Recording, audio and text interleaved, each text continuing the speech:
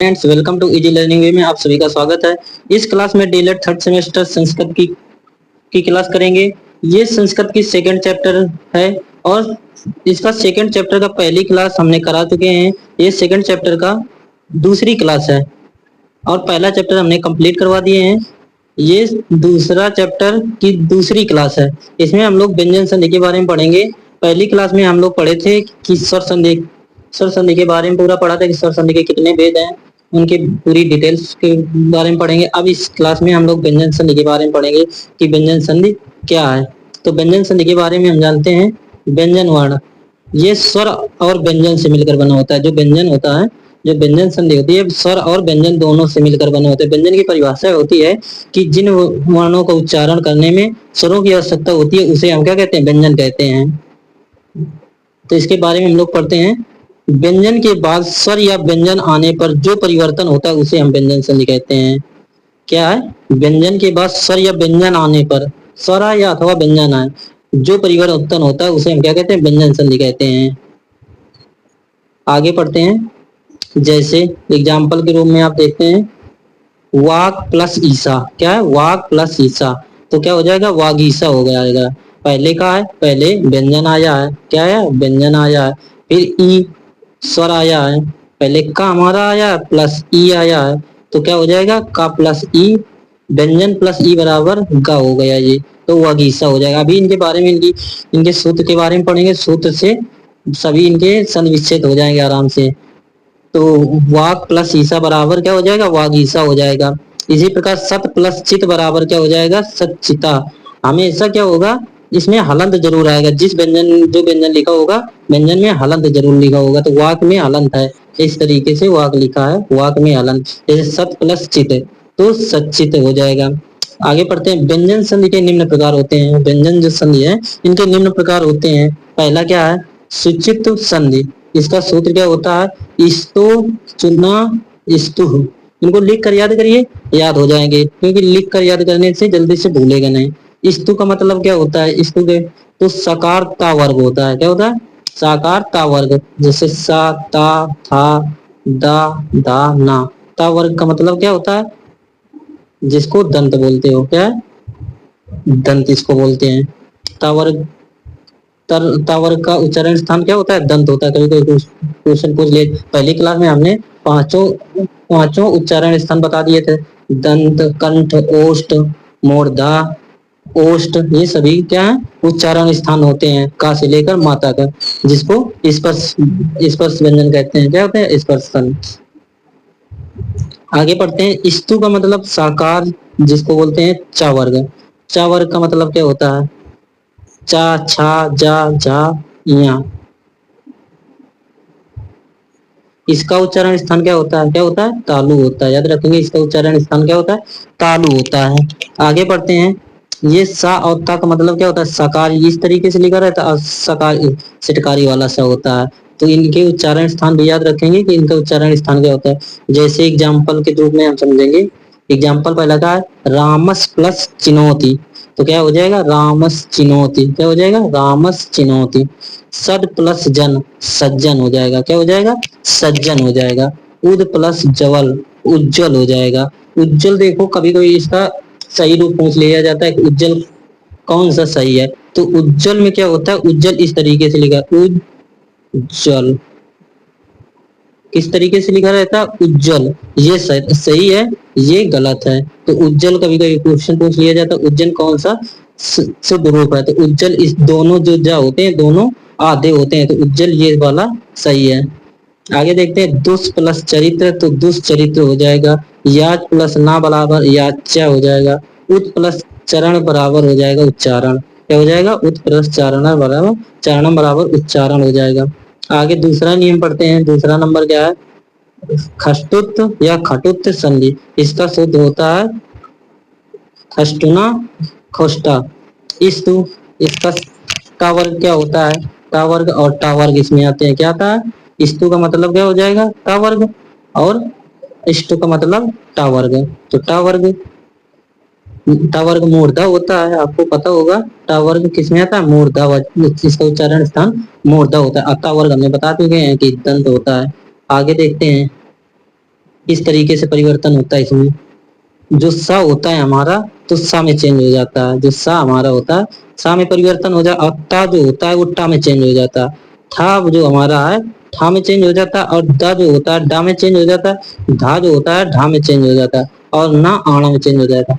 ये आपको याद करना पड़ेगा कि कौन किस में चेंज हो जाता है। जो सा होता है सपेरा वाला वो इसमें चेंज हो जाता है, इस सा में चेंज हो जाता है, और ता टा में चेंज हो जाता है, और था जो होता है ठा में चेंज हो जाता है, और दा डा में चेंज हो जाता है, धा ढा में चेंज हो जाता है, और ना आना में चेंज हो जाता है। इस तरीके से हम इसको बदल देते हैं। अब इसके एग्जाम्पल देखते हैं। एग्जाम्पल जैसे रामस प्लस खस्टा है, तो हमने बताया सा किसमें चेंज हो जाएगा, ये जो सा है हमारा आधा इस सा में चेंज हो जाएगा, तो राम आधा सा हो जाएगा। ये पहले से सा है तो रामस खष्ट क्या हो जाएगा, रामस खष्ट खष्टा। अब जैसे दा किस में चेंज हो जाता है, तो जो दा हमारा है वो डा में चेंज हो जाता है, किसमें चेंज हो जाता है, डा में चेंज हो जाता है।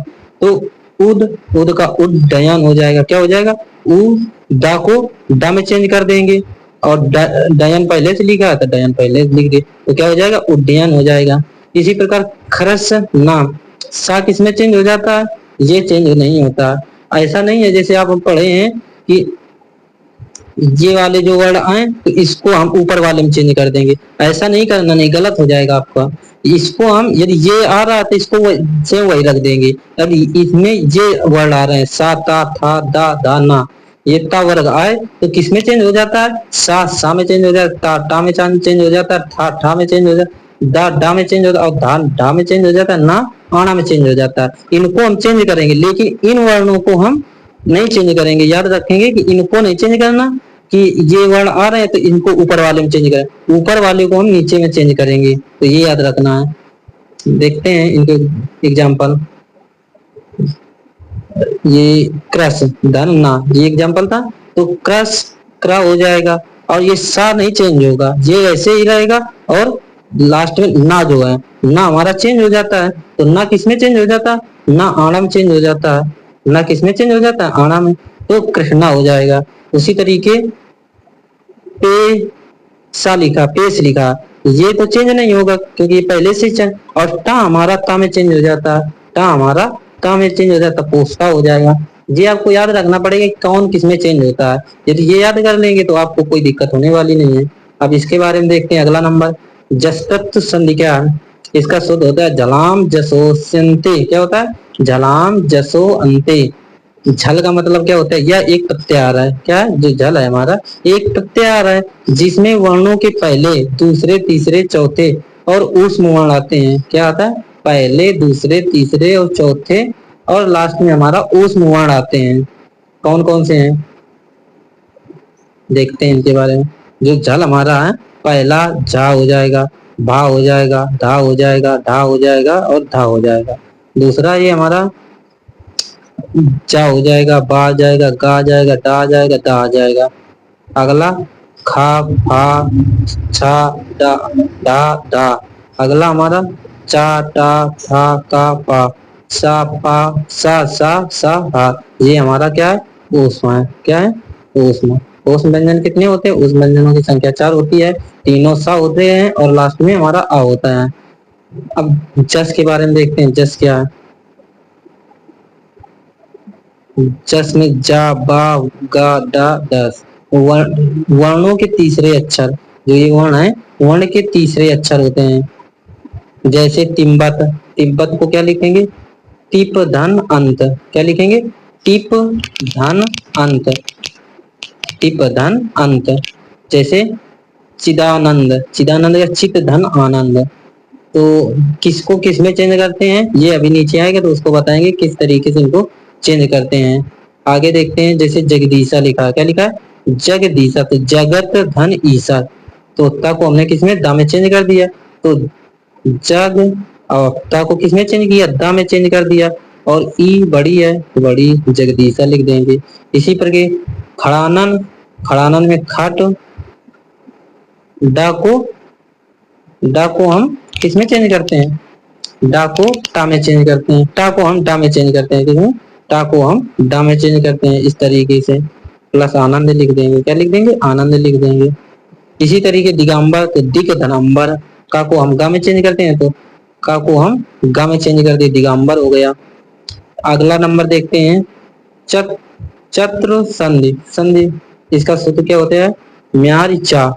अगला नंबर है अनुस्वार संधि, सूत्र इसका होता है मोड अनुसार। ये आपके एग्जाम में नहीं पूछे जाते फिलहाल, ज्यादा बहुत डीपली नहीं पूछा जाता, जो पूछा जाता है इसलिए हम आपको ज्यादा नहीं समझा रहे हैं, क्योंकि ये ज्यादा एग्जाम में नहीं पूछे जाते हैं।